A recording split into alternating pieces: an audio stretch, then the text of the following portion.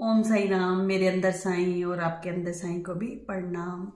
आज हम बात करते हैं बाबा के परम भक्त काका दीक्षित जी के बारे में। भक्ति तो कोई उनसे सीखे, उन्होंने अपना पूरा जीवन बाबा को दिया। उनका जन्म मुंबई में 1864 में एक उच्च कुल ब्राह्मण परिवार में हुआ। वो पढ़ाई में बहुत होशियार थे। उन्होंने बीए एलएलबी की और उसके बाद मुंबई में वकालत करने लगे।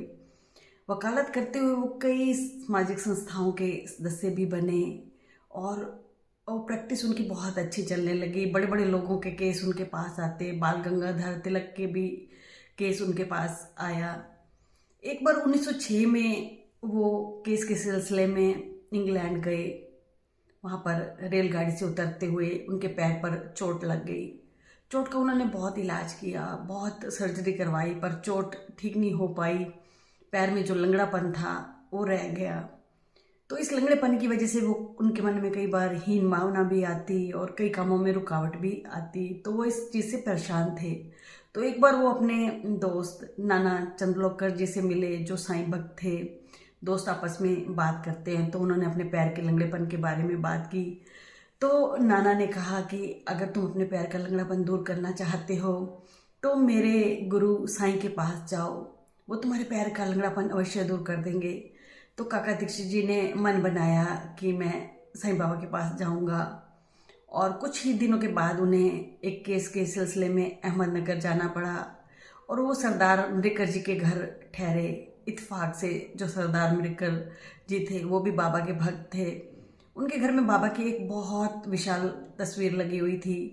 तस्वीर को देखते ही काका दीक्षित जी के मन में बाबा के लिए बहुत श्रद्धा जागी और उन्होंने निश्चय किया कि वो शीघ्र ही शिरडी जाएंगे। तो उन्होंने अपनी इच्छा सरदार अम्बेडकर जी को बताई कि मैं जल्दी से जल्दी शिरडी जाना चाहता हूँ। तो सरदार अम्बेडकर जी ने कहा कि मैं आपके जाने की व्यवस्था करता हूँ।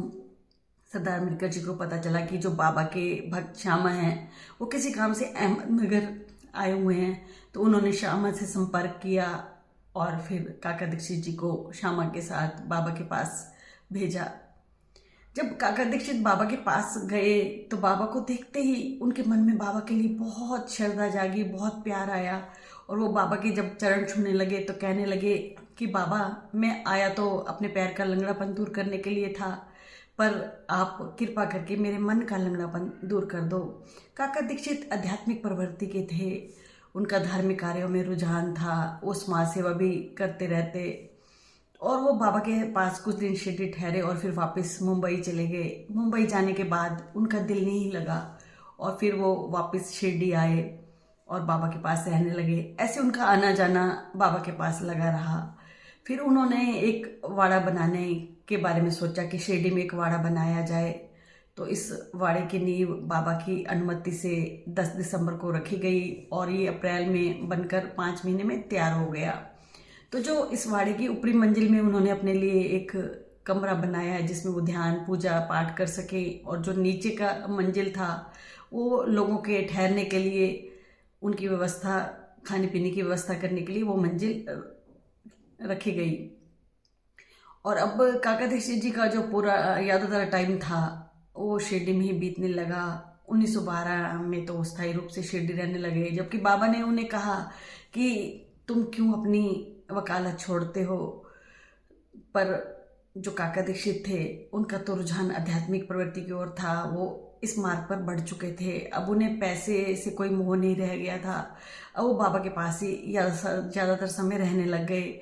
और एक बार बाबा ने तो उन्हें 9 महीने के लिए जो उन्होंने अपने लिए कमरा रखा हुआ था उसमें पूजा पाठ के लिए कहा। पूजा करने के लिए बाबा ने काका दीक्षित को एक तो रामायण और एक भगवत का मतलब पाठ करने के लिए कहा। तो 9 महीने तक काका दीक्षित किसी से भी नहीं मिले। बाबा से मिलने की भी अनुमति नहीं थी और ना ही उनके परिवार से मिलने की अनुमति थी। और ऐसे काका दीक्षित की आध्यात्मिक उन्नति हो रही थी जो काका दीक्षित चाहते थे। और काका दीक्षित बाबा की आज्ञा को सर्वप्रिय मानते थे। जो भी कहते तो बाबा काका दीक्षित कभी नहीं टालते, जबकि इतने विद्वान थे। वो बाबा की हर बात में हाँ मिलाते। एक बार एक व्यक्ति एक बकरा लेकर आया, उनका बकरा बीमार था, क्योंकि बाबा की प्रसिद्धि दूर दूर तक फैली हुई थी कि बाबा सब भी बीमारियां ठीक कर देते हैं। तो वो अपने बकरे को लेकर बाबा के पास आया। बाबा ने जान लिया कि इस बकरे की जो मृत्यु है वो निश्चित है, तो उन्होंने कहा, श्यामा को कहा कि तुम छुरा ले आओ, हम इस बकरे की बलि देंगे। श्यामा टाल मटोल करने लगा। फिर बाबा ने काका दीक्षित को कहा कि तुम छुरा लेकर आओ। काका दीक्षित छुरा लेकर आए और बाबा ने कहा कि इस बकरे को मारो। तो काका दीक्षित ने जैसे ही हाथ ऊपर उठाया बकरे को मारने के लिए, बाबा ने कहा, ठहरो, तुम्हें शर्म नहीं आती? तुम एक ब्राह्मण होकर एक बकरे का वध करते हो, बलि देते हो। तो काका दीक्षित कहने लगे कि बाबा मैं कुछ नहीं जानता, मेरे क्या अच्छा है क्या बुरा, मेरे लिए जो मेरी गुरु की आज्ञा है वो मेरे लिए सर्वप्रिय है। तो इस बात से पता चलता है कि काका दीक्षित का बाबा के साथ कितना प्रेम था। एक बार काका दीक्षित ध्यान में भी बैठे थे, तो उन्हें ध्यान में भगवान विट्ठल के दर्शन हुए कि विट्ठल भगवान उनके पास आए हैं, वो विट्ठल भगवान को बैठाना चाह रहे हैं और विट्ठल भगवान जल्दी ही अंतर ध्यान हो गए। जब शाम को मस्जिद में गए तो बाबा कहने लगे कि आज तो तुम्हारे पास विट्ठल भगवान आए थे, पर वो बड़े चंचल हैं, उन्हें कसकर पकड़ लेना, जाने मत देना। काका दीक्षित हैरान कि बाबा को कैसे पता चला। बाबा तो अंतर्यामी थे, सबके मन की बात जान लेते थे।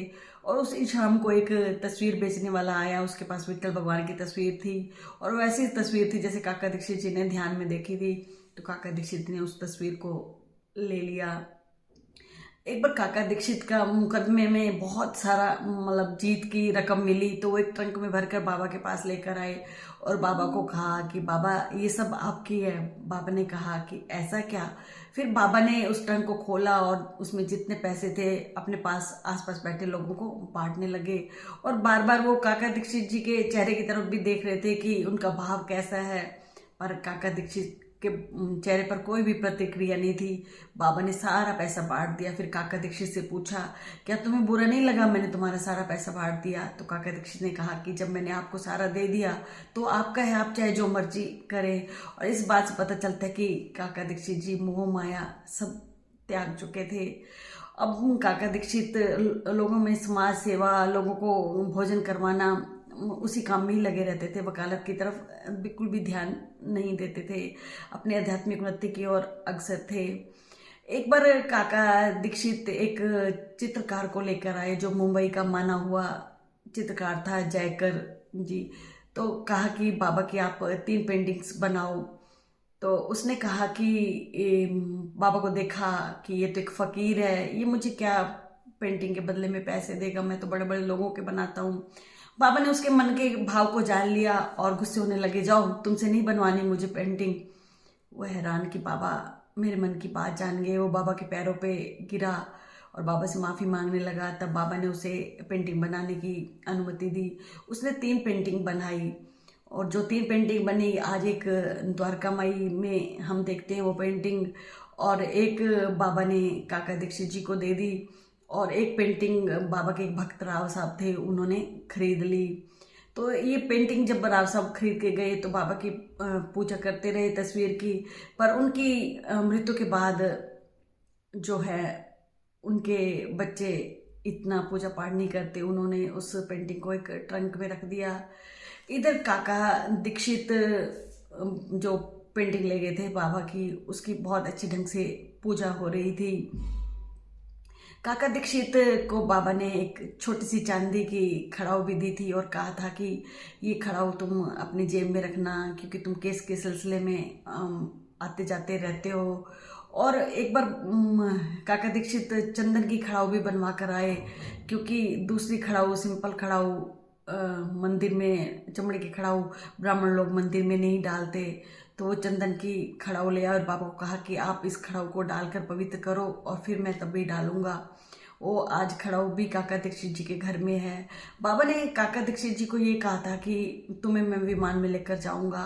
और काका दीक्षित जी की मृत्यु भी ऐसे हुई। वो रेलगाड़ी से एक अपने दोस्त के साथ जा रहे थे, बाबा की बातें कर रहे थे, अचानक ही उन्होंने अपना सिर सीट के साथ टिका दिया। उनके दोस्त ने सोचा कि शायद काका दीक्षित जी को नींद आ गई और उन्होंने जब वो उनका सफ़र से उतरने का समय आया तो उन्होंने हिलाया तो काका दीक्षित जी के प्राण नहीं थे। तो इस बात से पता चलता है कि बाबा उन्हें विमान में लेकर ही गए।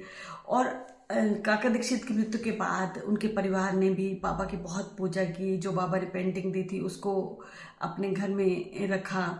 और काका दीक्षित जी की जो मृत्यु से पहले काका दीक्षित जी ने जो अपनी सारी जायदाद थी वो एक ट्रस्ट को दे दी, क्योंकि काका दीक्षित पर बहुत कर्जा हो गया था, क्योंकि वो प्रैक्टिस तो करते नहीं थे, समाज सेवा में अपना सारा समय बिताते थे। तो उन्होंने ट्रस्ट को सारी अपनी प्रॉपर्टी दान में दे दी और ट्रस्ट ने सारा उसको बेच के उनका सारा जो भी कर्जा था भुगतान कर दिया और 10,000 उनके परिवार को दिया। और जो उनके परिवार को 10,000 दिया, वो उनके परिवार ने उनसे एक बंगला खरीदा और उसके सामने एक खाली जगह में आज बाबा का मंदिर है। और काका जो राव साहब के वो पेंटिंग खरीद कर लेकर गए थे, उनकी मृत्यु के बाद उनके परिवार ने उस पेंटिंग की पूजा नहीं की, उसे एक ऊपर वाले कमरे में अपने एक स्टोर में रख दिया। तो एक दिन बाबा उनके मतलब राव साहब के बेटे और पोते के सपने में आए और कहा कि तुम लोगों ने मुझे कैद कर रखा है, मेरा दम घुटता है, तुम ये पेंटिंग जाके दीक्षित परिवार को देकर आओ, वो मेरे अच्छे ढंग से पूजा करेंगे, मुझे संभाल कर रखेंगे। तो ये परिवार हैरान हुआ कि इस सेम समय में एक ही सपना आना। तो वो बाबा की पेंटिंग लेकर काका दीक्षित जी के घर गए। काका दीक्षित जी के जो बेटे अनिल दीक्षित थे उनको वो पेंटिंग दी। तो काका दीक्षित का परिवार की आंखों में भी आंसू आ गए कि बाबा ने हम लोगों के लिए कहा है कि हम संभाल कर रखेंगे। तो आज वो पेंटिंग काका दीक्षित जी के घर में है और काका दीक्षित का परिवार पूरा बाबा का पूजा पाठ करता है और मंदिर बनाया हुआ है। मंदिर के बारे में भी एक घटना है कि अनिल जी जब ये मंदिर बना रहे थे तो मंदिर के लिए जो मूर्ति वो मुंबई के एक मार्केट में देख कर आए। बहुत अच्छी मूर्ति थी संगमरमर की, पर उसकी कीमत बहुत ज़्यादा थी, अनिल जी के बजट के बाहर थी। तो अनिल जी मन में उनके ये लगा कि मैं मूर्ति नहीं ले पाऊंगा। फिर उन्होंने सोचा कि चलो मैं जयपुर जाकर बाबा की मूर्ति देख कर आता हूँ। तो वो जयपुर जाने के लिए तैयार थे। तभी एक रईस व्यक्ति जो हमेशा बांद्रा का रहने वाला विरले पार्ला में ही बाबा का मंदिर है, बंगला है काका दीक्षित का। तो विरले पार्ला का एक अमीर आदमी बहुत मंदिर में आता था डेली, पर वो कभी किसी से कोई बात नहीं करता, बाबा का चरण मतलब माथा टेक के चला जाता था। और उस दिन अचानक ही उसने अनिल जी से पूछा कि आप कहीं जा रहे हैं क्या? तो अनिल जी ने कहा कि मैं बाबा की मूर्ति लेने जयपुर जा रहा हूँ, मैंने मुंबई की मार्केट में तो देखी पर उसका बजट ज़्यादा है, मैं नहीं ले सकता। तो उन्होंने कहा कि आप बजट की चिंता मत ना करें, जो आपको पसंद है ना आप वो मूर्ति लेकर आए। देखो बाबा ने उस व्यक्ति के मन में भाव डाला, वो कभी बोलता भी नहीं था। उस दिन उसने अनिल जी से बात की और वही मूर्ति मुंबई से आई और आज वो विरले पार्ला में है वो मूर्ति। तो बाबा के जो भक्त काका दीक्षित थे, कितने मतलब भक्ति थी उनकी बाबा के लिए। उन्होंने अपना पूरा जीवन, अपनी वकालत सब बाबा को दी और आज भी उनके जो परिवार है वो बाबा की अच्छी ढंग से देख रेख कर रहा है, पूजा कर रहा है। कोई भक्ति सीखे तो काका दीक्षित जी से सीखे, जिन्होंने अपना पूरा जीवन दिया। वो उनकी भक्ति आज की वजह से आज हम सब लोग बाबा के साथ बाबा के भक्तों को भी याद करते हैं। बाबा हमारे मन में भी ऐसी भक्ति की भाव डालो ताकि हमारा मन भी खुश रहे, शांत रहे, हमारा मन आप में लगा रहे। ओम साईं राम।